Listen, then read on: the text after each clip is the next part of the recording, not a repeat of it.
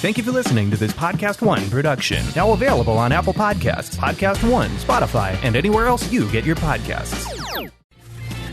PodcastOne presents the Steve Austin Show Classics.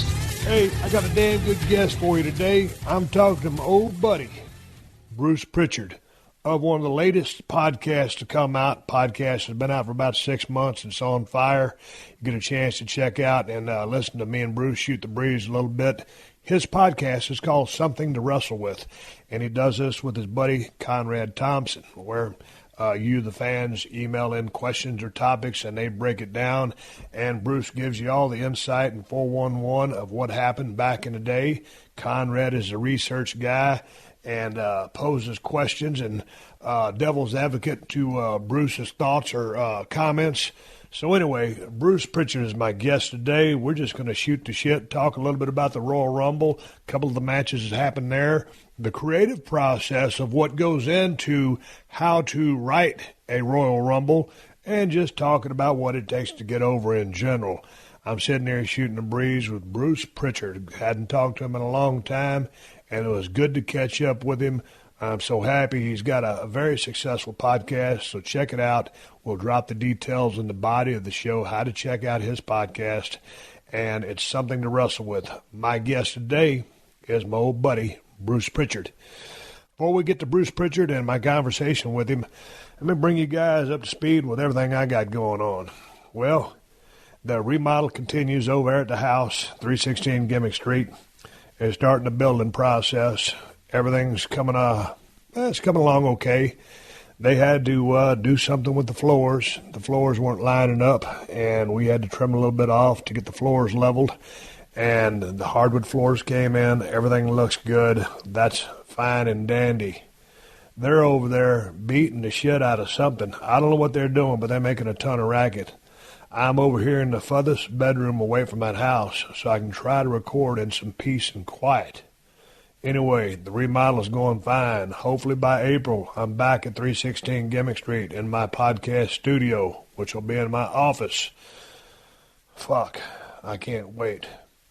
Hey, I told you guys I had a little half rack, a little power rack built for my garage over there so I can stick around the house and not have to get out in the Los Angeles traffic and get my workout in. I'll tell you what, that's about the smartest decision I've made in the last year. When I go down to the Broken Skull Ranch down there in South Texas, I got a power rack and I got dumbbells up to 100 pounds. I got a dual pulling machine and 2 benches. Just basically all the basics that you need to stay in shape. Well, now I have even a smaller system in my garage over here, so the workouts are coming around pretty good. That layoff that I took down there at South Texas with Ted Fowler 361, drinking down the whiskey and the Broken Skull Ranch margaritas was all fine and dandy. But I put my workouts out on the back burner, and now I got my workouts on the front burner. Basically just hitting every body part about, once every 6 days. I'd like to say I hit everything once a week, but I got a kind of a tendency to jump ahead of schedule because I don't like having days off. But you have to have a day off every now and then. But anyway, now it's a process of I got my little bike moved in here to this bedroom I'm podcasting from. I'll start kicking in the cardio. And I'm looking forward to seeing, what CMT is going to do. They're going to green light season 5 for the Broken Skull Challenge. We're going to be back out there in Agua Dulce, California. I go back to last week's last episode with the women finishing up and just totally destroying the place. And Candace, 5-year Marine, ended up topping everybody, walking off with $25,000 of prize money for beating that Skullbuster in the final round. It was an absolutely epic performance. So it'll be interesting to see if we get another season out of that. I would like to hope that show is good enough to get another season. I think it is. I know the people over in the UK off Dave TV have really been enjoying watching that and looking forward to getting back out there with those guys. And speaking of Broken Skull Challenge, coming up next week, if you guys will remember, my men's champion for Jesus Christ the past couple seasons, Hunter McIntyre, the Sheriff, He's coming down to 317 Gimmick Street next week, and we're going to talk to this young man about his training, where he comes from, his background, what he's thinking while he runs the Skull Buster, his focus. How did he prepare for the Skull Buster? How does he prepare for all the Spartan races and all the crazy races that he travels all over the world doing? This guy is one of the best athletes in the world at what he does. So you're going to get an inside look inside the mind and inside the training of one of the elite athletes on planet Earth. And the damage and the havoc that he wreaked out there on the Broken Skull Challenge course was just astounding. And people couldn't believe that no one could come close to this guy. Well, that's how good he is. And that's how badass he is. So we're going to find out where he comes from, what his mental makeup is, and how he got to the level that he got. And there was that one time I was talking about this on an interview that I did to promote the last episode of the show. We couldn't show this on television, but, you know, right there before each round, Hunter was psyching himself up, and he'd be out there like, motherfucker, come on, fuck you, motherfucker, come on, motherfucker. And he would just be doing this between the rounds. And, you know, we ain't got the cameras rolling. We probably were rolling cameras, but we didn't show it on TV. But I'm telling you, man, what you see on TV is the real McCoy. It's authentic, full-blown, real-deal competition. We didn't show that psych up part because you can't put that kind of stuff on television. But we're going to talk to him about it on the podcast when he comes down to the house next week. And I'll tell you what, it's a way for him to psych himself up, for him to get into, you know, where he needs to be mentally to take on the course with the challenge at hand. But I would dare say that also had a psych out effect on his opponent. I don't know if that was intended or not. We'll ask Hunter as a byproduct of trying to get himself ready. But I'll tell you what, I've been around a lot of competitive people. I've been around the business for a long time. I've been around competitive powerlifters and stuff like that. People that are getting ready to do feats that require incredible strength, focus, durability, or stamina. And I'll tell you what, man, this kid is an amazing athlete, and he's going to come by next week. Paul Roman's coming to the show. Tom Finn, one of the strongest powerlifters in the world, is coming down to the 317 Gimmick Street in the next couple of weeks. He's been training over at Super Training Gym when he comes down to Sacramento area. I got a couple other cats that are coming over to the show that I can't think of right now. But shit, man, we're clipping. Everything's going good over here. Hershey the Wonder Dog just got finished going back to the veterinarian office for her checkup. If you listen to the podcast, you know Hershey was diagnosed with walking pneumonia. And she's been on antibiotics now for 2 or 3 weeks. Maybe it's 2.5. She just got a chest x-ray. She's showing improvement. Some of the little gimmick cells, things have disappeared. Most of the fluid is gone, but she's still on antibiotics for about another 2 or 3 weeks. She has seemed to be showing a little bit more energy. She seems like her spirits are better, but she's not out of the woods yet. So Hershey the Wonder Dog is on her way to making a full recovery and getting back to normal. Man, I tell you what, I took Hershey and Moolah on a walk yesterday around the block. And when I take those dogs around the block, I got them on those 25-foot retractable leashes. And I can only take one block with Hershey because at 12.5 and with the walking pneumonia, she blows up. So I drop her off at the house. And then I take Moolah on another walk that lasts about 30 minutes to try to get some of that energy out of her. When you have a dog, you got to give that dog exercise. And Moolah's a silver lab, and she's 3.5 years old, and she's got a shit pile of it. So I took Moolah on that walk, and we came back. And, man, as soon as I came into the house and walked into the kitchen, there was Hershey. The trash can was turned over. Trash was scattered out all over the goddamn kitchen. She was neck deep inside the trash can, and I yelled at her. I said, Hershey, goddammit. And she don't hear very good these days, and her head was inside the trash can, so finally she realized that her ass was in trouble. So anyway, I was disappointed, to say the least.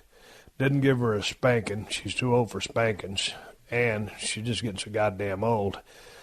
So I got my broom and my dustpan out, cleaned up all the bullshit, scolded Hershey, and I guess she's recuperating just fine because she can get the goddamn trash and make a fucking mess. She's got to be feeling better. Anyway, believe it or not, that's all that I have going on in my life right now. Well, I'm lying to you. I got a bunch of shit going on right now. Can't really talk about it, but I'm going to bring you this podcast right now. We're going to open it up with Bruce Prichard. You're listening to another classic episode of The Steve Austin Show, only on PodcastOne. Hey, man, do you own or rent your home? Sure you do, and I bet it can be hard work. You know what's easy? Bundling policies with Geico. Geico makes it easy to bundle your homeowners or renters insurance along with your auto policy. It's a good thing, too, because you already have so much to do around your home. Go to geico.com, get a quote, and see how much you could save. It's Geico easy. Visit geico.com today. That's geico.com.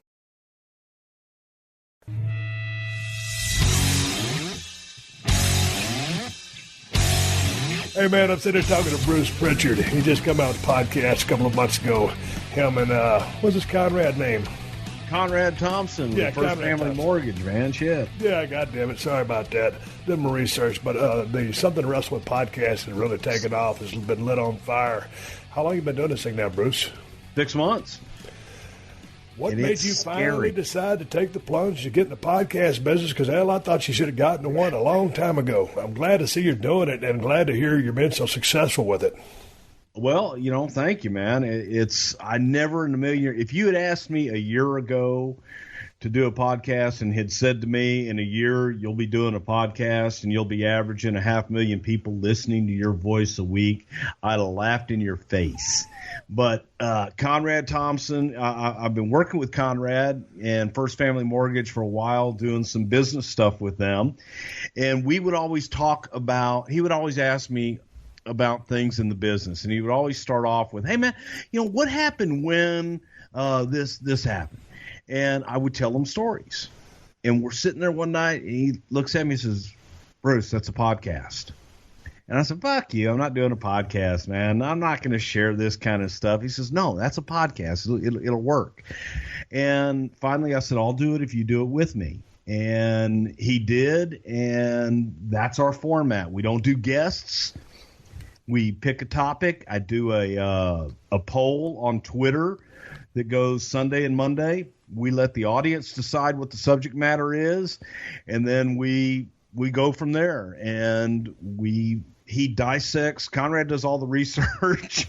All I got to do is sit back and tell stories, man. So I don't have to worry about finding 52 guests a year.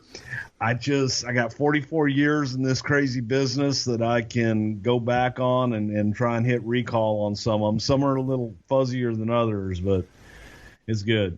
Sometimes when I talk to like a Jim Cornette or somebody like that, a guy who booked, different territories, a lot of what they did is documented because, they have all their notes from all the sessions, all the shows, records, and it's a good way for them to reflect and remember all that stuff. For me, myself, man, you and I are real close in age. You got me by a year. But God damn it, dude, I've been hitting the head with so many steel chairs, and take that with a grain of salt. I just always just kind of fuck around and kid with that. But, dude, my memory just ain't what it used to be. And I always tell these young kids, I say, hey, man, whatever you do, make you a daily journal, a weekly journal, this, that, or whatever, so you can document some of this shit because, worst case scenario, I mean, you just have a bunch of shit down that you could pass on to your kids someday. Best case scenario, you might have, a number one bestseller because you can recall everything that you did. I came out with the Stone Cold True shit a couple years ago, and I never did want to write that book, Bruce. It was when I was coming back from walking out, taking my ball and going home because they wanted to job me out to Brock Lesnar in Atlanta, and I said, hey, fuck you. Bad way to handle it. I've admitted that is the worst decision I ever made in my professional career. But when I try to remember some of the shit that I hear you talking about, because you've been on my podcast a time or two, and you recall all this stuff with such clarity, how have you retained all this bullshit? Because you didn't... Dude, you were one of the boys. You were Brother Love. You grew up in the business, but you didn't take all the beatings, but you got out on the party scene a little bit. How do you retain all this shit, man? That's my question. Well, first of all, I used to take a lot of notes. I have practically every single legal pad from 1986 until present. I just save them. I threw them in a box, and I found them when I moved a couple years ago. I have all that shit, but the recall is on things, how they affected me, how I remember it, and if it affected me. I can't tell you the finishes of certain matches or anything if that was just a part of the job. But if it was something unique that affected me in a weird way, then I can recall it. If I had a strange encounter, then I recall that. And that's what I tap into. It's not necessarily, on March 3rd, 1981, this happened at such and such a time. I can't tell you dates and give you close time frames, but no, it's that's just perception. And my recall over the last probably 10 years is a little shaky at best. How does Conrad ever have to kind of jar you to get some stories out of it, or maybe something he said kind of sparked? Oh yeah, this is how that went down. Oh yeah, definitely. His research. See, he'll go back and he does research through the dirt sheets and stuff like that. Right. So most of the time that's incorrect and rumor and innuendo. So when he triggers that, then I have to go and go, no, that ain't how it happened. That's bullshit. And I'll call bullshit on him, but it'll create sidebars of, oh yeah, well, hey, this happened here, and go on. Like we just did a show last week on Kurt Angle, and one of the sidebars is when Kurt first came in, and he was working with my brother Tom in the performance center, which was a ring in the warehouse over there at 120 Hamilton Avenue. But we brought Dory Funk Jr. in to do a Funkin' Dojo. And Kurt gets up. Kurt's been training now for probably 2 weeks total. And Kurt tries his hand at his first ever promo. And he gets up and he talks about, ladies and gentlemen, I am the Olympic gold medalist Kurt Angle, and I'm this and I'm that, and I was NCAA champion, and I was this champion, I was that champion. And it was the stereotypical 1970s babyface promo that in late 1990s, when you were going around kicking the boss's ass, was the best heel promo I'd heard in a long time. Because everything he was saying was true, but I hated him for it. Right. And so I made the comment to the whole group. I said, guys, you just heard one of the greatest heel promos ever heard. And Dory Jr. was appalled. Because he was like, he's a babyface. My God, look at his credentials. I said, but he's a heel. I hate him for those credentials. And it was, so we get off into those kind of tangents where I just kind of go off. Okay, speaking of Kurt Angle, he's going into the Hall of Fame this year in the 2017 class down there in Florida. I remember that kid when he first came in. Obviously, you remember him sooner than I got a chance to see him. And there was one time, way back in the day, was in Jacksonville, Florida.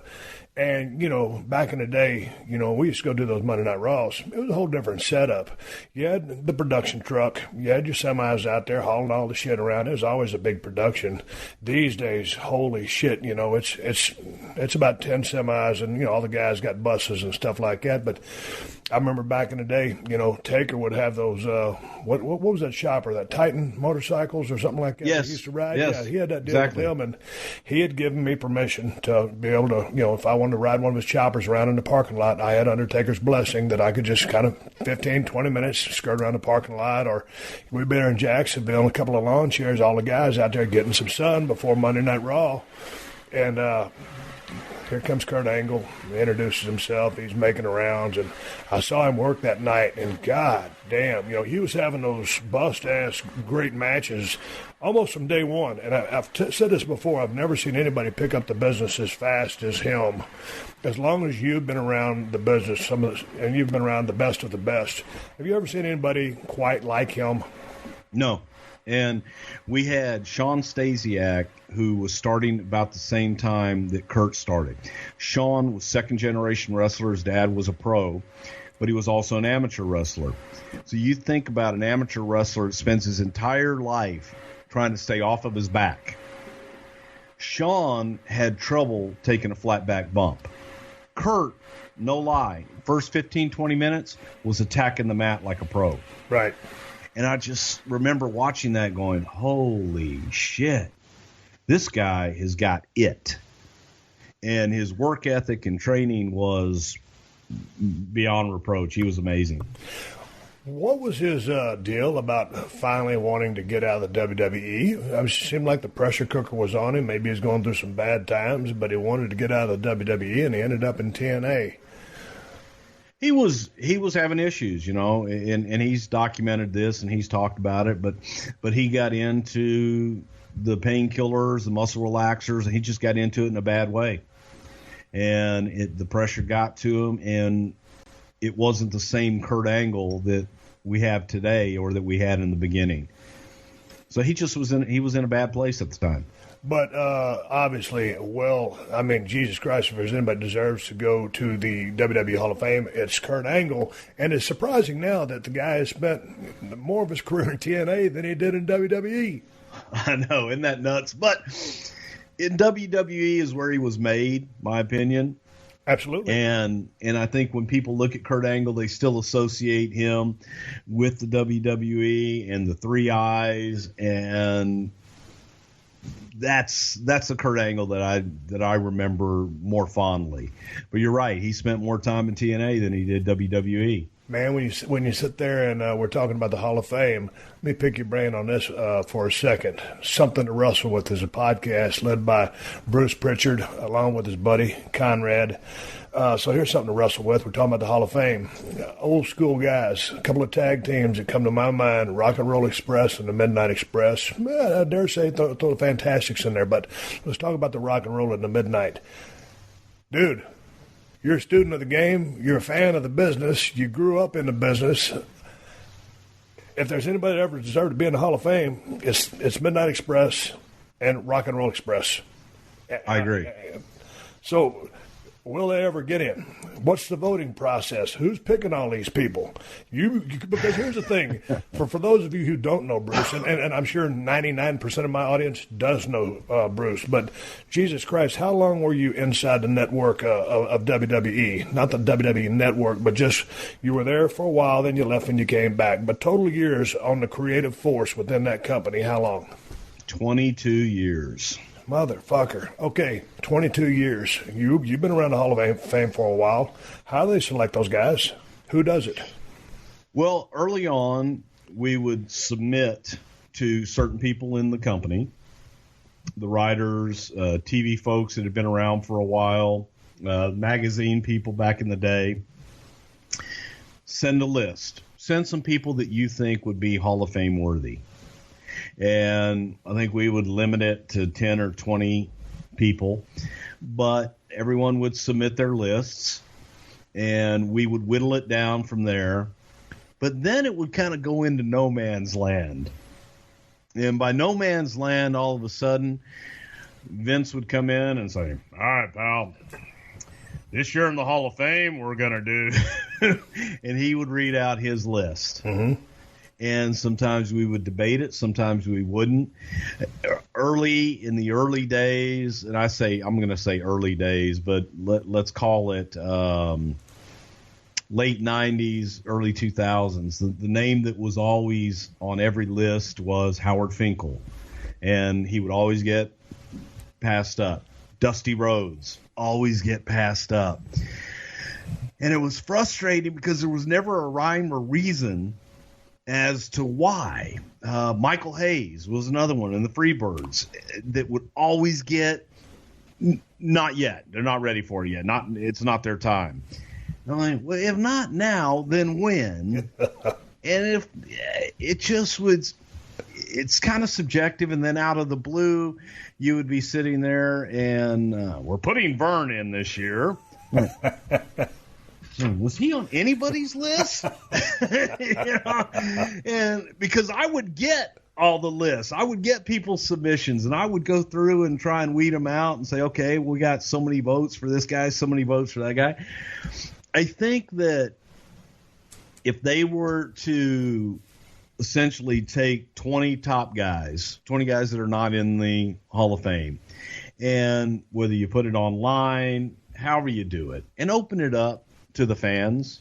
Be more transparent, and I think it would be a little bit more popular, because sometimes you get a few head scratchers every now and then. I was waiting for you to say head scratcher because I was going to say the same damn word. And so, yeah, and when you get those head scratchers, it's kind of like, come on, man, how legit is this? Because you want it to be in a business that is a complete work. There is true excellence, and there's drawing power and there's performance, but when you get those head scratchers, it kind of kills it for me, and I'm in it. I go back to the one name that I feel that is missing in the old. Before, a few years ago, you would point to Bruno Sammartino. Well, Bruno's not in it. How in the hell can you have a Hall of Fame? If Warrior's not in it, how do you have a Hall of Fame? But I look at guys like Ivan Koloff, right, who made Bruno, who beat Bruno, who was a huge name everywhere he went. Top guy everywhere. But he made the WWF.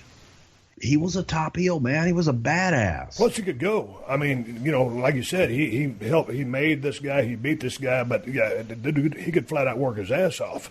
Oh yeah. And if it wasn't for him, I don't know what kind of career Nikita would have had. No shit. But a lot of guys that he was able to make in the process. Koloff was the kind of guy, no matter where he went, who he worked with, he was on top. Yep. And he drew serious money. He could come into Houston and work with Brody, work with Dusty, work with whoever, just right on top, and drew every time.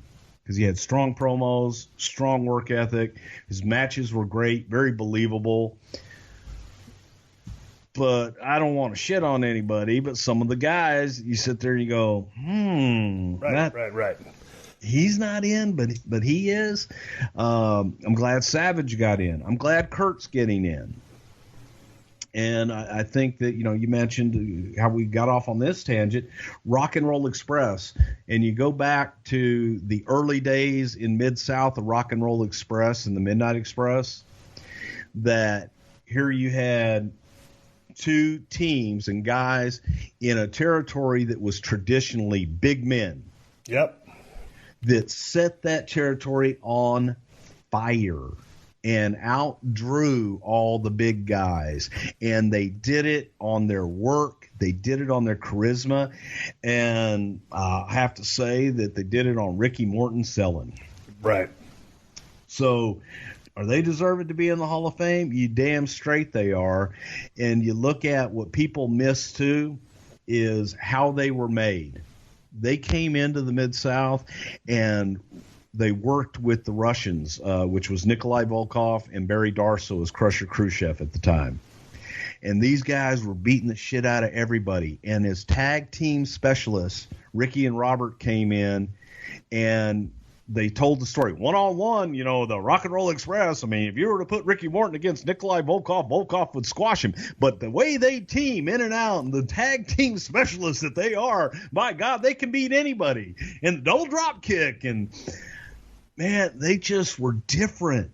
And Ricky sold his ass off.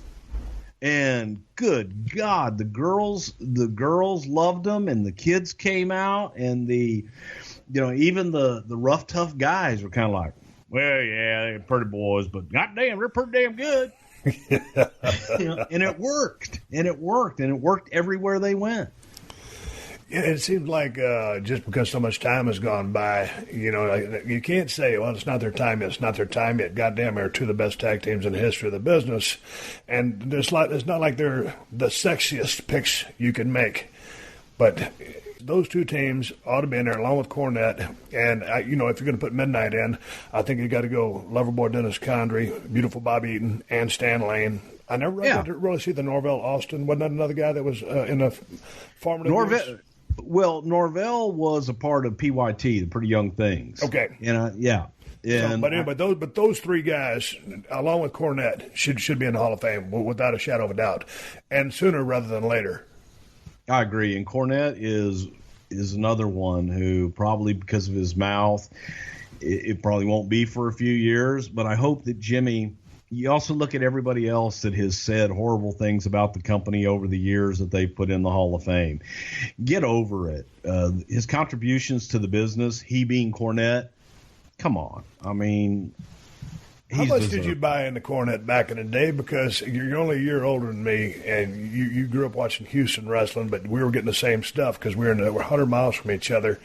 That goddamn Jim Cornette would get on TV, and I would think, is this son of a bitch ever going to shut the fuck up? And he'd just keep going on and on and on with that tennis racket. They'd load that thing up. They'd crush somebody with it. Most of the time, the Rock and Roll Express or Ricky Morton specifically, and they had a ton of heat. But I love that guy, and he was just a tremendous – and you know, Midnight would have been a great tag team without him, but with him as the manager and the mouthpiece, I mean, just – all three of those guys together was total money. Did Jim Cornette, here's my question, have any influence on you with your promo cutting that you would go through later? Different style, but did he influence you in any way? Sure, I stole a lot of stuff from Cornette. You kidding me? Corny and I were friends, and we would travel from time to time. We talked on the phone all the time.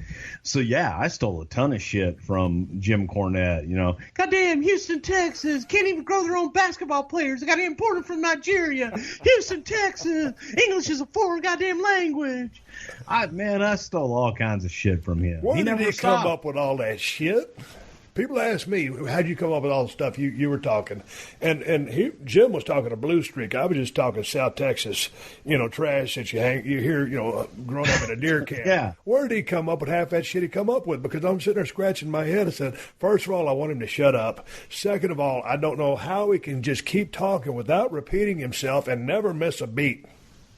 Yeah, it was, I guess, that damn Kentucky, Tennessee, growing up listening to Jerry Lawler for all those years. I laughed my ass off one time. The Midnight Express were working in Houston against Master G and Brickhouse Brown. And this was during the how do we replace the Junkyard Dog experiment was going on. And Brickhouse and Master G were two of those that didn't exactly work out that well. So what do? You make a tag team out of them. And Cornette cuts a promo coming in and says, well, goddamn, Master G, Brickhouse Brown, y'all coming to Houston, Texas this Friday night? Well, I got news for you, son. There's a job to be done in Houston, Texas. And I've never seen two guys that are more deserving of doing that job in Houston, Texas than Brickhouse Brown and Master G. And I got news for you, boys. Another newsflash, you're both doing jobs in Houston, Texas. Now, to those that weren't on the inside, it worked. Right. For those that are on the inside, it was like, oh, my God, corny. But it was his classic delivery of what he did, how he said it in the pear shape. I remember Vince McMahon grabbing him one time, trying to push him off the edge of something. And Vince grabbed him and immediately, like, revolted back, like, oh, God damn. I'm like, what? He goes, it's just a flab. And I touched him and I started sinking into it. Oh, my, what the, God damn, Jim, have you ever done anything athletic? No. But the repulsiveness in which Vince drew away from him, you know, I was like, oh my God, I've got to go bathe now, was absolutely hilarious. And just, but that worked. You're listening to another classic episode of The Steve Austin Show, only on PodcastOne. What's better than courtside seats? Free sports on Pluto TV. Hey, sports fans, get all your sports free on Pluto TV. Pluto TV is your home for sports. Watch 24/7 channels of MLB, MLS, MMA, sports news and analysis, plus documentaries, TV shows, and movies, all for free. No signups, no fees, no contracts, ever. Download the free Pluto TV app on any device. Steve Austin, Unleashed. Hey, I got a question for you, something to wrestle with. As long as you've been in WWE or in the wrestling business in general, but let's talk about your time in WWE because you were a strong part of the creative force. There was many times you were helping me come up with shit, or you were presenting me with ideas. How you got designated that task? Well, let me ask you, how did you get designated with the task of working with Stone Cold? Nobody else wanted to work with you. I'm kidding. No, dude, straight up. Was I considered a prick? You know what? The real reason was, I think, well, you and I kind of had a rapport. Right. We got along with each other. I never bullshitted you. You would ask me, hey, what do you think about this? And I'd tell you straight up if I thought it sucked. And usually I would get that, yeah, me too. And we would sit down and work through it. But there was an intimidation factor there. You're Stone Cold Steve Austin. You're the top guy. And when you would bark, people would think, oh, my God, Steve's yelling at me. I was like, Steve ain't yelling at you. He's just telling you that he doesn't like it. Change it. But for some of those guys, it was, well, I don't want to work with Steve because he's going to yell at me or he doesn't like my shit. Guess what? He doesn't like Vince's shit. He doesn't like my shit. He doesn't like his shit sometimes. But it's his way of expressing himself. I never had a problem with it. But I was always open-minded to hearing anything. But, once you get to a certain level and you can be picky, and I was wanting to accept anything that was viable.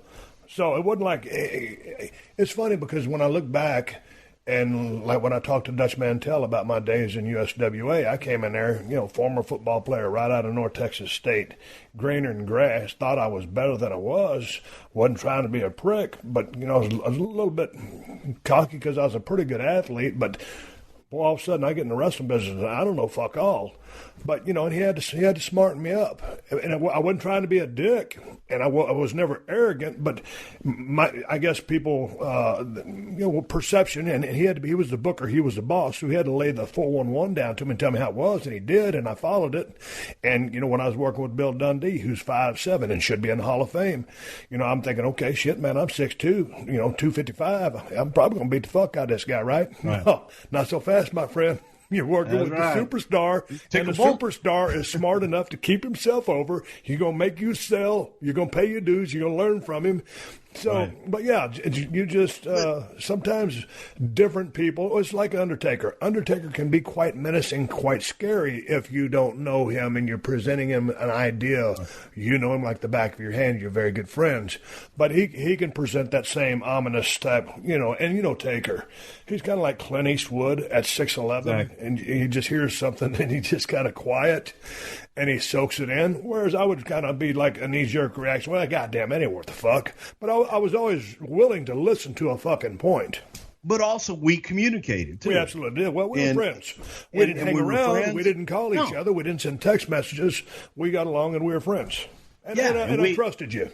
And we got business done. And I always would like to try to say, I told the story we covered in the Angle stuff. Remember when we were doing, you were hurt, Angle was hurt, but both on TV, and we were doing all that backstage shit.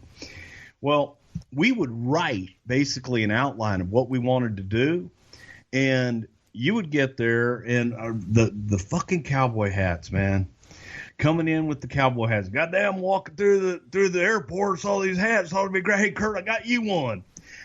We didn't have that written in. We just did it that day, and I dare say we would fiddle fuck around all day so that we could get to live. Oh shit, we didn't get this done. I guess we're gonna have to go live. And we could pretty much get whatever the hell we wanted on air. I loved working with you because if it was the shits, I'd say, well, no, that's what Steve wanted to do. Oh, well, goddamn, in that case, it's awesome. God, I love it. That's Steve. That's great. So I enjoyed that aspect of it. And we were trusted to go live. And Vince entrusted us to our judgment that we weren't going to screw anything up. And we had a lot of fun. But the creativeness to come in, I didn't come in with, goddamn, Steve, this is what you got to do. Right. I came in with, here's what we'd like to do. And then we would talk about it. How are we going to tell this story? How are we going to get this stuff done? And Because I don't think I ever was one to dictate this is how you're going to do it.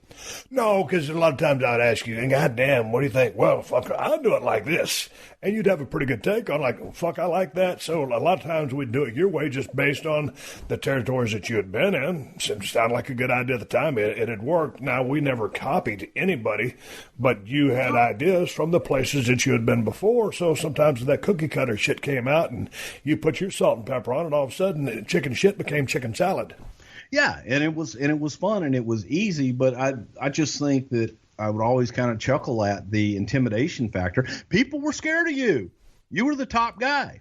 And unless I grew up in Texas, man, all my buddies are you, basically. Okay. Right. You know, we speak the same language. You're not intimidating to me. You're just Steve. Right. And you're the top guy and made us all a shitload of money. But at the same time, guess what? You know, we can have a damn conversation over what's good. And as Vince used to say, got a pretty good track record, pal. So let's go with it. If it works, they think that a lot of times that it's all one way. Right. And that doesn't work. It's got to be two ways. You got to listen to the guy that's got to perform it, the guy that creates it and is performing it. They got to believe it. And you're not a character. You're just Steve Austin. And you turn that volume up there, and that's all it is. And people don't understand that. They think, well, if they'd given me that Stone Cold character.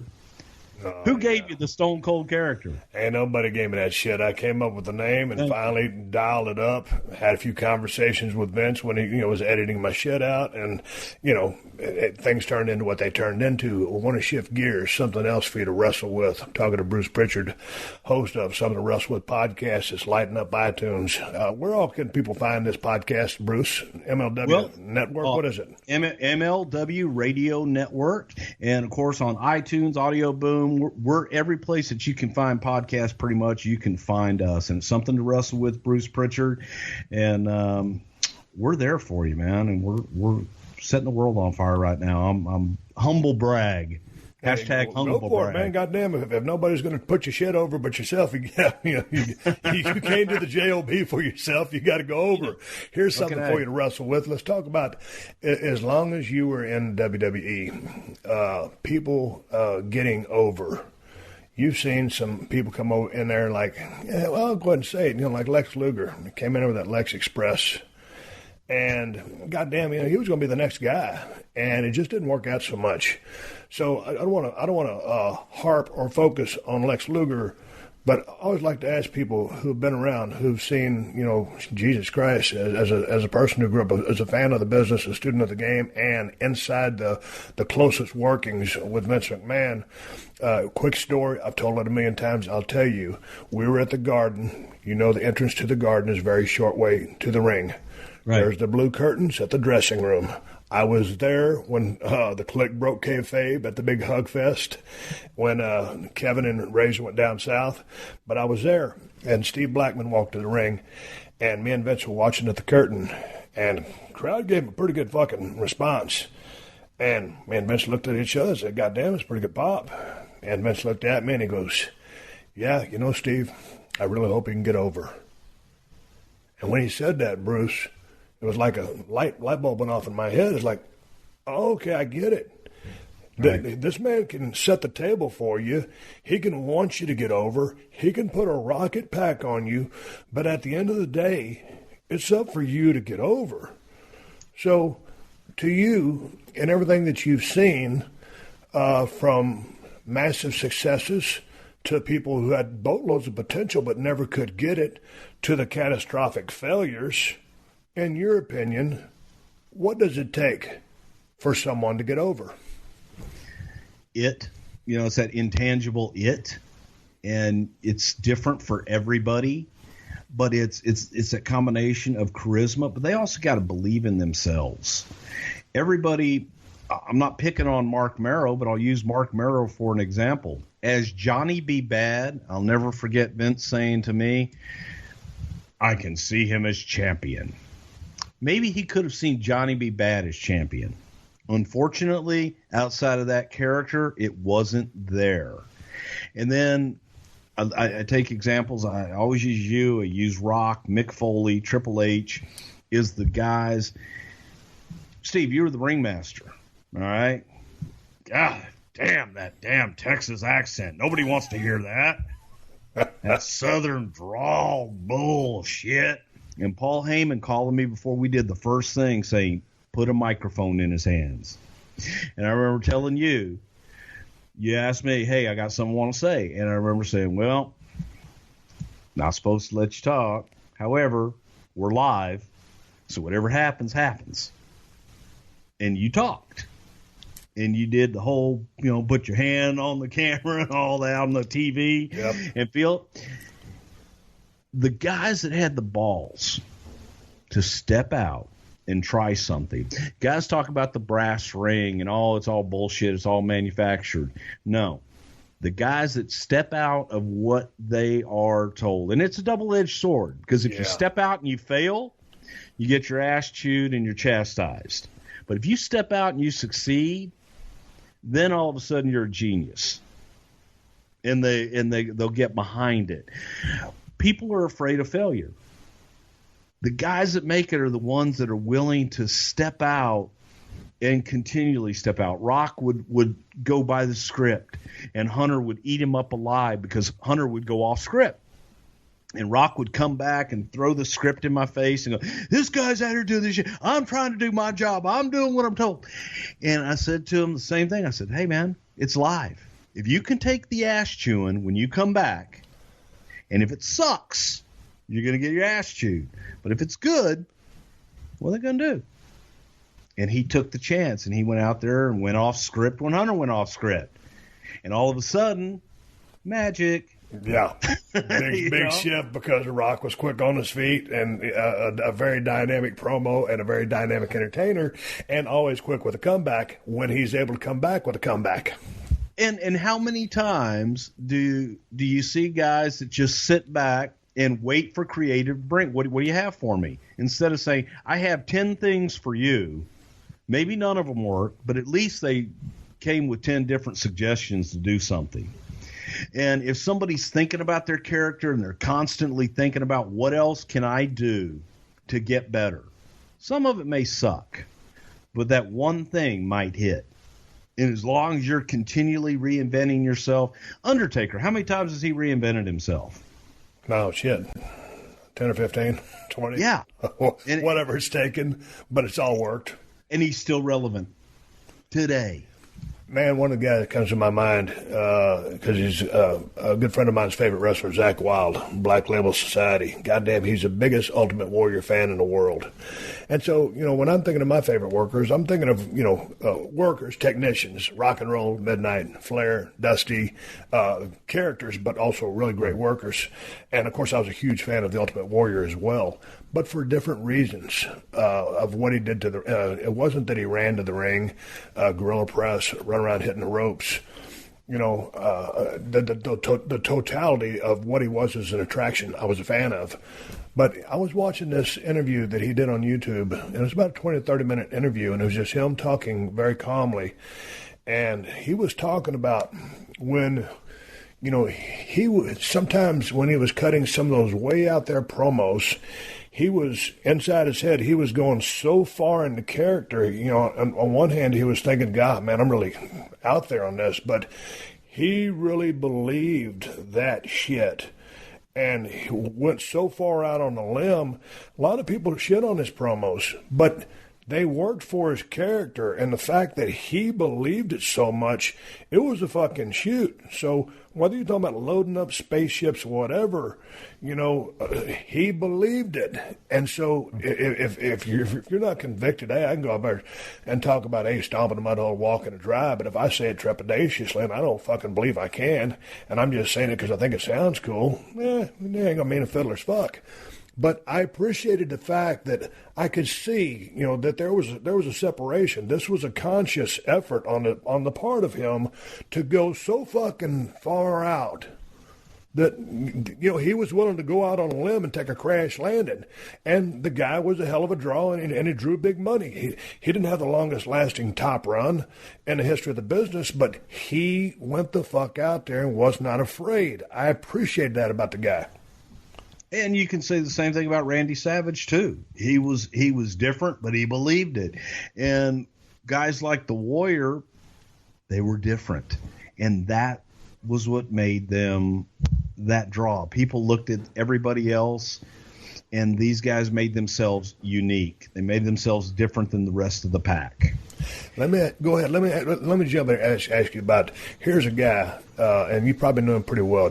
How well did you know Brad Armstrong? I knew Brad pretty well. Yeah, he was best friends with my brother. Tom knew him a lot better than I did, but I knew Brad pretty well. Okay, if you knew Brad or you had a conversation with him, off the cuff, one of the funniest cats in the dressing room. Right. Could pop anybody, could light anybody up. And as far as being a technician in the ring, he could work lucha style, American style. If he was in Japan style, whatever the style was, he could do it. But in the big stage, in trying to get over, he was just, I don't want to say he was just, because I was a big fan of his, and I don't want to disrespect him. He's no longer with us. But he never got over at the level I thought should go with the kind of work that he could do. Because, and I think I agree with everything you said. The difference with Brad Armstrong was, I think Brad approached the business as a work.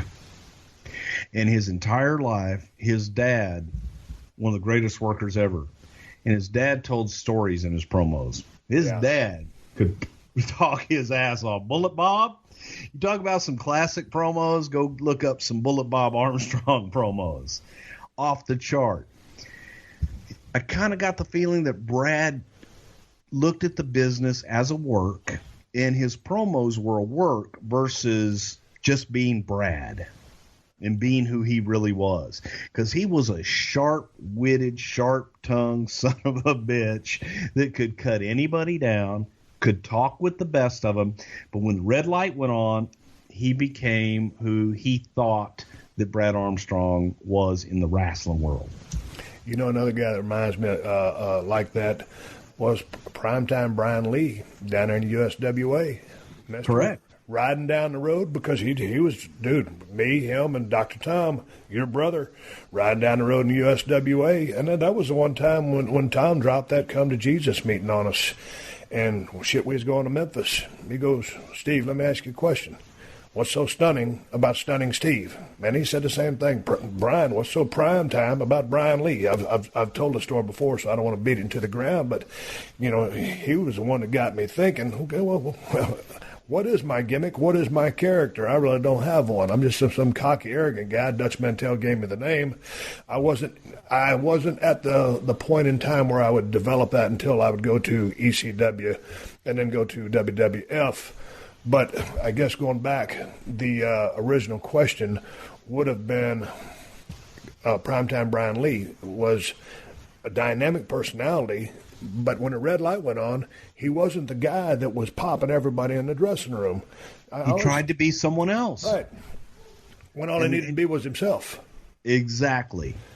And to get, we tried Brad Armstrong out on color commentary because listening to him in the back, doing commentary on guys' matches, he's not. And, it was a sellout at the monitor to listen to him bust on people and to do commentary. Put that microphone in front of him in the red light. Well, I'm going to tell you something, Mr. Ross.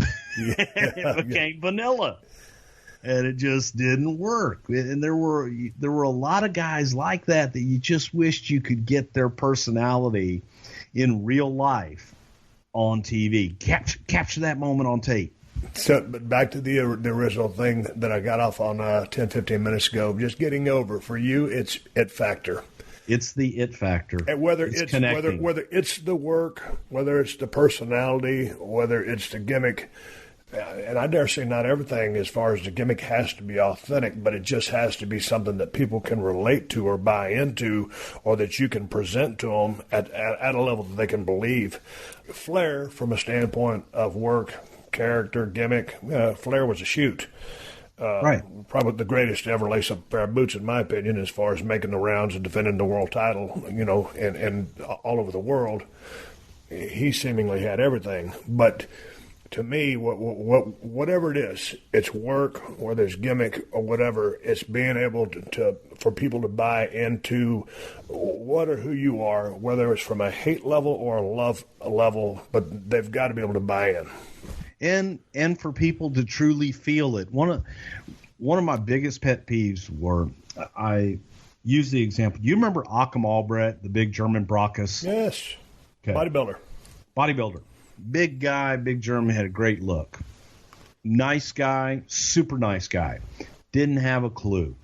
Didn't want to necessarily be in the business. It was a paycheck for him. It was a means to an end. He's in the ring with Jeff Jarrett. And he's got a headlock on Jeff, and Jeff tells him, "All right, big boy, calm down. Just listen to the audience. Just listen. Calm down. Listen." He lets go of the headlock and says, "What? What are they saying? What? Who? What am I? What?" It's a feeling, and I would always try to tell young guys, man, it's not about what the audience is saying or doing. It's the feeling. What are you feeling when you're out there? And you got to feel that audience. And they'll take you along. They'll tell you where you need to go, but you need to direct them, and you need to take the audience where you want them to go. But it's all about feeling. It's not necessarily about just doing. It's about getting out there in the audience. At WrestleMania in Toronto with Hulk and Rock, I was in the audience with Brian Gewirtz. Watched the whole match. We had built this thing up. The NWO, Hulk Hogan, bad guy, horrible, worst guy in the world. The Rock, my God, most electrifying man in the business. And we're standing out there, and that audience wasn't having it. They wanted the Hulk Hogan that they had grown up with. They wanted red and yellow. They loved him. They were happy he was back. Yep. And they were going to cheer him no matter how much we told them not to. And he is standing there going, goes, "My God, he's in there with The Rock. Why are they booing The Rock?" Right. Because he ain't fucking Hulk Hogan. And they want Hulk right now. Right. They've had Rock. Hulk's new again. And it was just that relationship that he had with the audience. And just to elaborate on that match, they both recognized, knew their roles, as The Rock would say, and worked Hogan babyface, Rock heel. And that was one of the, if not the most crowd-engaged matches that I've ever seen in my life, because, Jesus Christ, that was a big building. And everybody was on the edge of their seat or standing up. And it was a basic match, but it was a great match. And a great match is defined by how that crowd is responding to it. And they bought every goddamn thing they did, hook, line, and sinker. They were in. They were so emotionally invested in those two characters, those two personas, those two human beings. It was an amazing match, not from a scientific or technical standpoint, from the fact story, of showbiz feeling. And story and feeling. It was awesome. That's the beauty. That's the beauty guys, of the business. And, of course, Hogan, the savvy veteran, and, Rock was his junior, but, a veteran at the time, they went with it and just totally rocked it. It was one of the coolest matches I've ever seen. And that's the difference. I think that a lot of younger guys put in that same position would panic and go, "Oh, my God. Oh, no, I'm supposed to do this. I'm supposed to do that." And it's like, just open your ears, open your heart, let them in. And, okay, if you can't get them to go with you, go with them and take that ride. But a lot of someone else might have been out there and go, "Oh, it's backfiring. It's backfiring." Right. What do we do? No, they just proceeded accordingly and rocked the house. Steve Austin. Unleashed. Let's here's something for you to wrestle with. I keep going back to the theme of Bruce Pritchard's podcast. It's good to talk to him. I'm sitting here watching him on Skype. That's why this conversation is so good. I can see this guy when he's telling these stories about Vince grabbing Jim Cornette. I'm watching the visuals, so I'm popping. Let's go to a match that just happened at the Royal Rumble, John Cena versus AJ Styles. The business has taken many steps forward, Bruce, from what you and I grew up on. back in the day, grab a headlock, kid. You could land a headlock 5, 10, sometimes 15 minutes. I mean, it was a whole different setup. Tackle, drop down, hip toss, get it again was a pretty big deal. And so sometimes, the way the business has sped up so much, I'm like, God damn, are they going to sell anything anymore? These guys went out there, and I appreciate where the business is right now, especially with the pacing that happened at the Royal Rumble. The guys are more athletic. The business has evolved, just like all of professional sports has evolved. Baseball is faster, football is faster, our business is faster. But, man, Cena and AJ went out there and had about a 24-minute match, and it was just a bust-ass performance from both guys. And what I appreciated about that and really the whole pay-per-view was the pacing of the match. Completely satisfied, everything that I needed to happen just to believe and buy in, because they sold everything to the degree that needed to be sold. What were your thoughts about that match? I loved it. And the first thought that went through my head was how many people criticized John Cena? Talking about, Cena's work's horrible. Bullshit. John works his ass off. And John is a good, maybe great worker. It takes two to tango. And AJ Styles couldn't be happier, more proud of somebody. Because I worked with AJ at TNA. And I remember telling AJ in Birmingham, Alabama. And we were talking about his contract going forward. And AJ cut this impassioned promo on me about how he was the best one there and how he deserved to be the champion. And by God, I will outwork and I will beat anybody that you could ever bring into this company. And not one of them is going to be able to lace my boots. And I said, you cut that promo and you're the man. Because he was always worried about being a character. And that's what he's cutting now. You're seeing Alan Jones out there. You're seeing AJ Styles, the guy that knows that he's the best, the guy that knows he can deliver every night, and the guy that goes out there and does it and believes it. And he loves the business. He wants to be in the business because he wants to be a wrestler. He wants to be the star. He wants to be the guy. And he's willing to put in the work. He's willing to bust his ass. And the son of a bitch is good. And you couple that with Cena, the same exact thing. John's the highest paid guy in the business right now. He's the highest paid guy in the business right now because he's the hardest working. But he's not doing it for the money. Probably is. But at the same time, he's doing it because it's what he always wanted to do.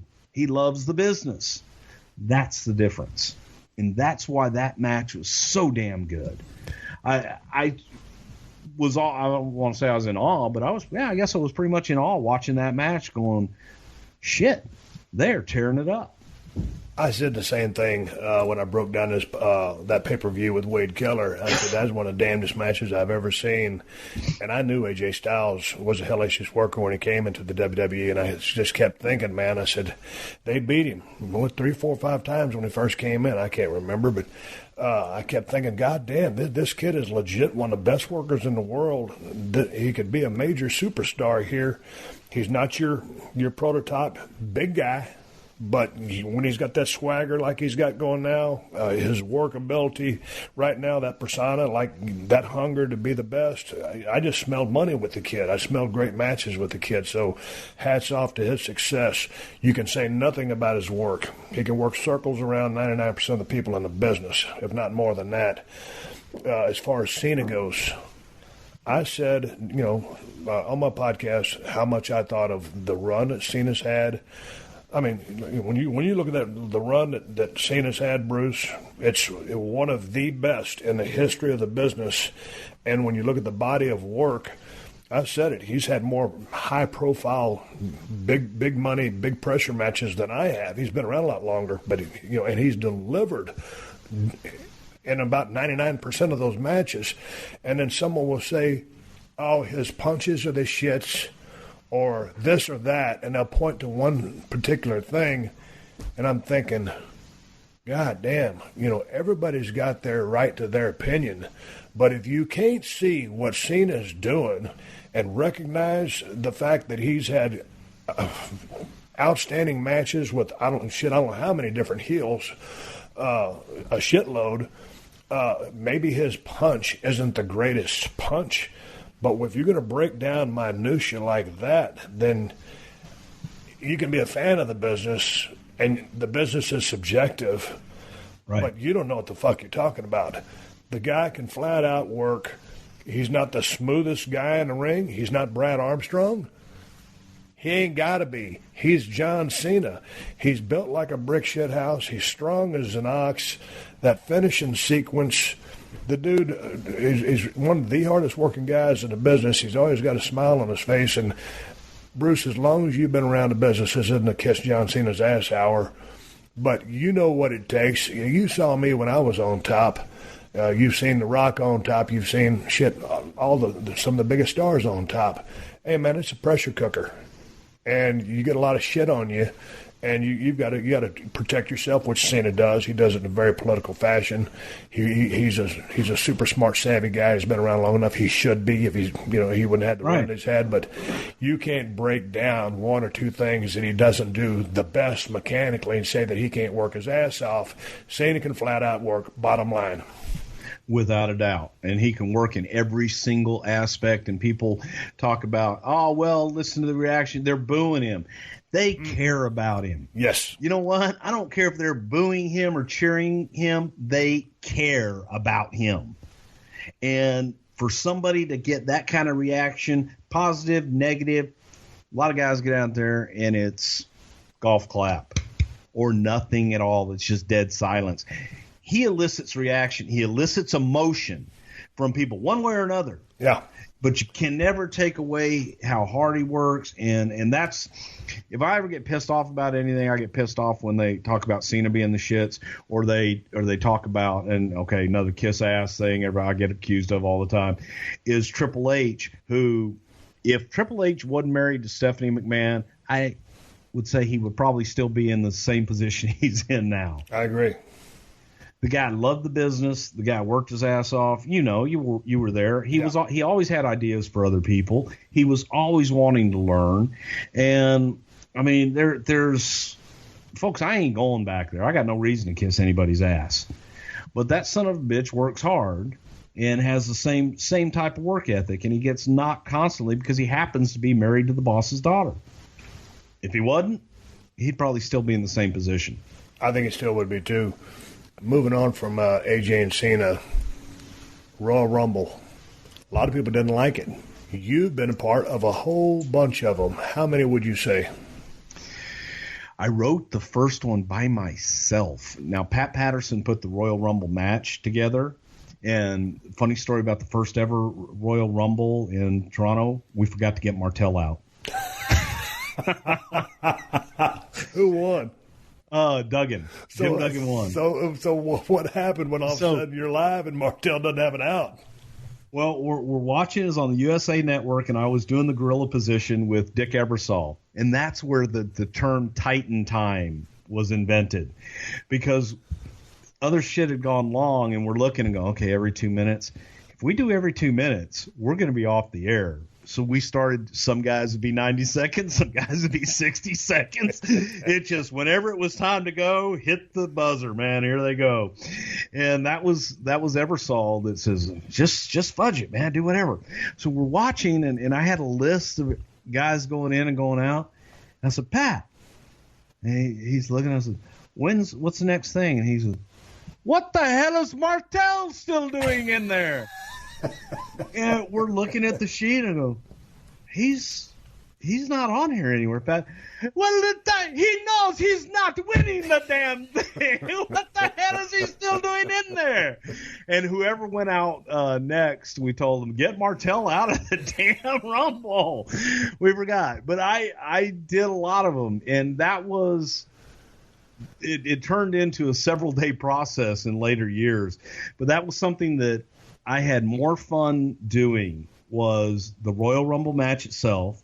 For many years, it was just me and Pat, and then we would bring other people into the process, and it would be so much fun just to have that whole match evolve. And every once in a while I would do let's actually do a drawing. Let's just pull names and see what happens. That's the shit, so Bruce. Yeah, fuck that. It's a work. You tell a story. Annotate a case. So we would just look at, and we would tell our stories and space them out. I liked the Rumble. I did too. I thought it was a damn good Rumble. It had stories all throughout it. To me, it worked. Well, for me, it worked too, but I heard a lot of people pissing and moaning that the big names weren't in there long enough. And I'm sitting there thinking, hey, man, when you bring your big guns out there, they've got to do something so impactful. There can only be, like Braun Strowman. He was out there, and he's not a super over guy like a Brock, like a Brock, Goldberg, Taker. Those guys were special guys towards the end. I loved Reigns at the 30 spot. Braun came out there. This guy's a work in progress. Looked like a superstar the entire night, from interfering with the Roman Reigns KO match to doing the damage there, not overstaying his welcome, not gloating like a jabroni, getting the fuck back. Going into the Royal Rumble, he looked very polished, looked very confident, and then he gets taken out by Corbin, and then you get the big guys in there. That everything made sense for me. So I enjoyed the shit out of it. They all had spotlights. Yes. The guys, the big stars, they had spotlights. You remember them coming in and going out. It wasn't, you didn't mesh them all together into where everybody can't win. You can't have everybody in the main event. You can't have everybody be the champion and nobody doing jobs. And that spotlight is only so big. So I thought everybody was spotlighted perfectly. I enjoyed the hell out of the match. I thought it was good. What were your marching orders on the ones that you wrote the first one, but like would Vince specifically say, hey, we need this guy to really do some damage, or, Vince is going to pick the winner or whatever because of booking. But what were your marching orders just as far as writing and organizing, order of elimination? It's funny. At first, Vince didn't care because it was the very first one was just a special for USA. And then the other one, it was an attraction. The champion wasn't in it. It wasn't, it wasn't that big of a deal. Who are we going to get over? That's what he cared about. Get the stories over to get to Wrestlemania. That's what he cared about. We did everything else. As it progressed, WrestleMania 9 was the first year that we had the winner meet the champion at WrestleMania. So now the Rumble had a different importance, and there was more of an emphasis. The year before that, they had the one where they crowned the champion in Flair. But this time it was like, okay, the winner gets a title shot. So it was important. You won something. You just weren't the Royal Rumble champion.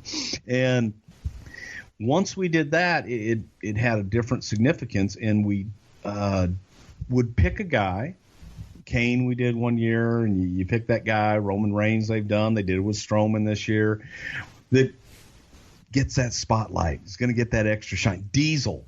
Yep. We did it with Diesel when Diesel was the bodyguard of Shawn Michaels, and wanted to see, he was starting to get reaction in the house shows. I was like, well, let's see how this son of a bitch can do on his own. And we spotlighted him getting rid of people, and went, uh-oh, we got a star on our hands here. And you can pretty much tell that in those situations when you put those guys out there. In your years of doing the Royal Rumble or watching when you weren't involved, but were there any cases of guys going out there who weren't picked to shine in the match, but were able to do something that resonated with the old man and said, God damn, maybe we need to do something with this guy? Shawn Michaels was probably the first one early on when Shawn lasted, and this was before Shawn was in the mix of being champion, but just Shawn's performance. I think he was in there for 45 minutes or something like that, but he was doing spots with everybody. Right. And that's where Vince went, God damn, is there anybody that little bastard can't work with? And he stood out. Jericho this year, it was funny. Jericho did the little under the rope and stayed on the outside. But Jericho kind of did that this year, and he made his stuff count. I look at the spots that they had that were meant to be those big spots, and I thought they delivered on all of them. Goldberg and Brock, loved it. They're building that match all over again. that it's funny. The people that shit all over the first time Goldberg came in and, we dropped the ball, we did this. Fuck that. It didn't work. It just didn't work. This time, they're shitting all over. Well, he shouldn't beat Brock so quickly. God damn, man. But you're talking about it. You're interested in it. Yeah. And the way Brock sold it was classic heel. He is so good. I love that. I love the bumps that he always takes over the top rope. He kind of goes forward over, and it's kind of like, God damn, he's going to kill himself. But he's graceful as a gazelle in this controlled bump. But he's so athletic. He's about the only guy on the card that can try a bump like that. But he's done it on several occasions. He takes a clothesline, but he just kind of somersaults or tumbles over that top rope, and it's the damnedest thing. And, of course, he's a physical freak, but it's a great bump. The look on his face, Brock, there's the setup. But I thought, a lot of people shit on Roman Reigns in the 30 spot. I popped because I'm thinking, dude, okay, here's a setup, guys. Something's up. And then Jericho gets out, so there's a 3. And so you got 2 heels, a baby. It's going to be a double team. Goddamn, Roman Reigns is going to somehow defeat 2 heels again, and he's going to win a fucking Rumble. Set up. I smelled a rat from the beginning, but I just couldn't believe what I was going to end up seeing. He goes to charge Randy Orton for the spear, and, of course, Randy Orton connects with an RKO. Boom, over the top rope. Randy wins. I thought Roman Reigns in the 30 spot was tremendous idea and great booking. I loved it because there was that groan of, not him again. And here's another guy, okay, in Roman Reigns. When he was coming up and everybody was like, I just want something new. I'm sick of Cena. I'm sick of Orton. I'm sick of all these guys. I just want something new. And Roman Reigns was coming up. He was swelling underneath. And why don't they do something with Reigns? Why don't they give him a shot? And Daniel Bryan was out with his injury. But the mistake they made was bringing Daniel Bryan back and putting him in the damn Rumble and not having him win the damn thing. And then you put Roman Reigns over, and then everybody turned on Roman because Daniel Bryan didn't get it. Right. You wanted something new. You're begging for Roman Reigns. We give him to you. But he wasn't Daniel Bryan. That wasn't Roman Reigns' fault. He's another one that works his butt off. I enjoy his stuff. I'm not a big fan of his promos. I think he's coming into his own, though, and I don't think he's where he needs to be right now. I just still maintain, he's just a good-looking guy, great body. He's got presence. Needs to work on the promos, but I think his words are coming a little bit more. I think he's starting finally to get a sense. And when I say finally, let's not get lost in the fact that the kid's only been in the business 5 years. Thank you. So, dude, it took me, 5 years to kind of get it, and then 7.5, I really started talking when Paul Lee gave me the shot down there in ECW. So then, 7.5, when they started pushing me as Stone Cold, then I was a well-rounded mechanic, work heel or baby. Then I started putting the promo together. So, it's like all of a sudden, in the Shield, those guys were all protected because, whether it was Seth Rollins, Dean Ambrose, or Roman Reigns, in their totality, all they had to do was 33 1/3% of the work. And then the other guys could fill in. So, now they're all having to do everything. And I really think Roman has progressed, and he still needs to improve. But I see a really good run as that kid with a heel first. I keep saying this, and this is just me. And once he has that heel run, I think he has the potential to have a monster baby run. But I still believe in him. But I thought his performance in that match with KO was great. The way he sold for Strowman was great, and what he did in the Roman what he did in the Rumble as a setup guy was great. So I'm a fan. And sometimes, early on, I picked on him because I had to pick on him because I had to call out the obvious. I can't sit here and lie. But, man, as you and I sit here and look at each other on this Skype, I'm a fan of everybody that's in that business. I want everybody to get over. whether it's a heel or baby, and I want everybody to make money, especially when I sit back and I'm not in it. And I'm looking for guys to make it. I don't want to sit here on my couch and be the armchair quarterback and say, he ain't worth a shit. He ain't doing this. I'm not the grizzled veteran. I'm a fan of the business. I'm a fan of the boys, so I want them all to get over and make money. And I think that gets lost on people. They want to just pick apart and critique. I personally like to sit back and enjoy. Now, there's some things I enjoy more, some things I enjoy less. And if I enjoy less and you ask me about it, I'll tell you the truth about it. And it's kind of like that mechanic gimmick that we had for you. You only would have done that, with like a wrench in your back pocket, come out and go, hey, you need your car fixed? I popped when somebody said that to me. You guys had a mechanic gimmick for Steve Austin. What'd you want him to do, work on cars? God damn it, I don't know. Hey, Bruce, let's wrap this thing up. Before we wrap this thing up, let's ask. I want to ask a non-wrestling related question. I get all the time emails to questions@steveaustonshow.com. Hey, Steve, what's your podcast set up? How did you get started in the podcast business? And my agents came to me. Hey, PodcastOne was interested in doing something with me, so I just started flying by the seat of my pants. When I'm at the house, I use a Zoom H4n recorder, 2 Shure SM58 mics, and at home right now, I'm talking on a Blue Yeti mic, looking at Bruce Pritchard on Skype. So, what's your setup there, just as far as your audio or your recording capabilities? How you got your setup over there? Well, I got my little Sony microphone here. Sounds great. Audio Technica microphone. And I just have a real simple soundboard, and that's it. I hook it up into my computer, and I'm good to go.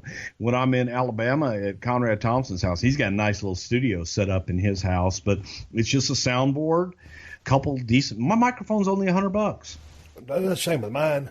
Yeah, just simple setup. But and if you guys got a computer, if you guys are recording at Conrad's, you say you're running a board. I remember I went to Jay Moore's place one time, and he does his podcast out of his garage, and he has his buddy over there running a board. So I figured, hey, Jay Moore's got a board. I got to go get one. So I spent $99 and got a board. And when we're talking about board, we're talking about mixing and recording levels. That's it. Jesus Christ, man, I sit there with my computer. I'm not running anything on this. It's just straight up Skype. And when I'm on my recorder, just doing my reads or whatever, it's just through a recorder, and then I email that stuff through some kind of FTP file to Stacy over there in the 90210. But I ain't got nothing extravagant. No, it's simple. I mean, we also have your portable one. Yeah. That you take. Conrad's got one of those too. And you have a couple microphones, and right into that, you download the file, you're good to go. It's simple. Hey, well, talk about the podcast one more time. Tell people where they can latch onto this thing, because I know it's been exploding. It's on fire. Everybody I see on your Twitter account is raving about the show. They love what you guys are doing. It's something to wrestle with. Give a plug one more time so people can find this goddamn show.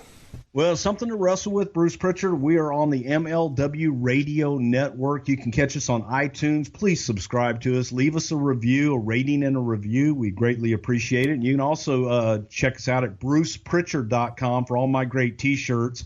That'll take you on over to Pro Wrestling Tees, where you can get all my stuff along with Stone Cold Steve Austin shirts. So I'm just stealing shit from everybody, my God.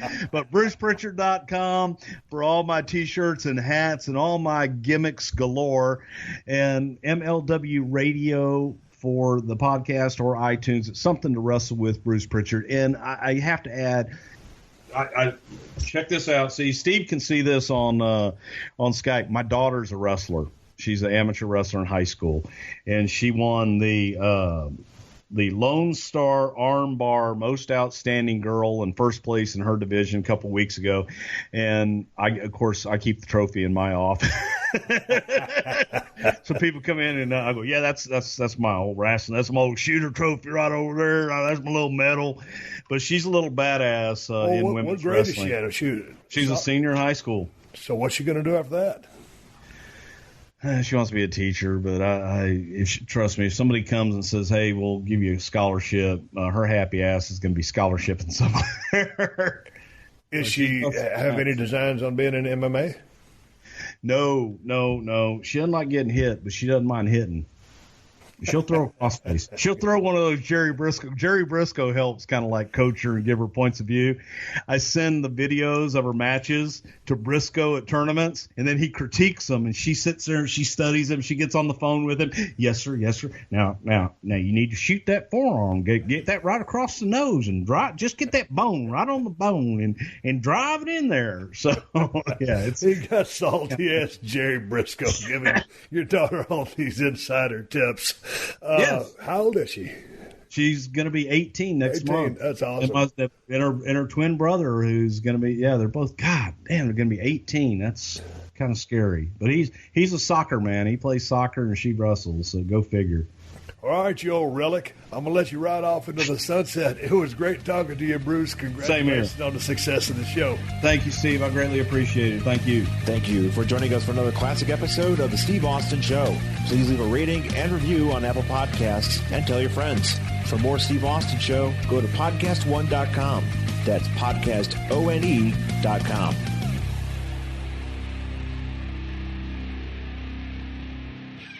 Do you own or rent your home? Sure you do, and I bet it can be hard work. You know what's easy? Bundling policies with Geico. Geico makes it easy to bundle your homeowners or renters insurance along with your auto policy. It's a good thing, too, because you already have so much to do around your home. Go to Geico.com, get a quote, and see how much you could save. It's Geico easy. Visit Geico.com today. That's Geico.com. Good morning, good afternoon, and good night, and welcome to T-Pain's Nappy Boy Radio Podcast, the most fun you'll ever listen to while you're folding your clothes. Now let's get this straight, this is not your average podcast. T-Pain's Nappy Boy Radio is super fun, super crazy. It's pretty much an in-your-face conversation. That's the good thing about us. We don't do interviews, we do conversations. All of my guests, all of my co-hosts, we chill, we drink, we play games, we have the song of the week, we have the creative curse word of the week, as long as you're having fun as our guest. Speaking of guests, each week I'm gonna go through my whole contact list and dive head first into the world of music, gaming, exotic cars, tech, strippers probably, doctors probably strippers that are only stripping so they can pay for tuition to become a doctor. You never know. My wife is a certified bartender. She'll make you a drink while you're here. We'll get you drunk and make you play VR after. It's a lot going on. But that's what it's all about over here at T-Pain's Nappy Boy Radio Podcast. See you soon, baby! What's better than courtside seats? Free sports on Pluto TV. Hey sports fans, get all your sports free on Pluto TV. Pluto TV is your home for sports. Watch 24/7 channels of MLB, MLS, MMA, sports news and analysis, plus documentaries, TV shows, and movies, all for free. No signups, no fees, no contracts, ever. Download the free Pluto TV app on any device. Yo, what's good? It's your boy, Big Brother Jake, a.k.a. Jake Warner, my government name. Check it out. I host a show called the Big Brother Jake Podcast, and I've taken my talents to the biggest and baddest platform on the planet. That's right, baby, PodcastOne. My show is unique as I talk about everything. Life, sports, entertainment, being a single dad juggling several jobs. I'm a hot mess, but it's damn entertaining. Subscribe and review now on Apple Podcasts and listen on PodcastOne or wherever you get your podcasts.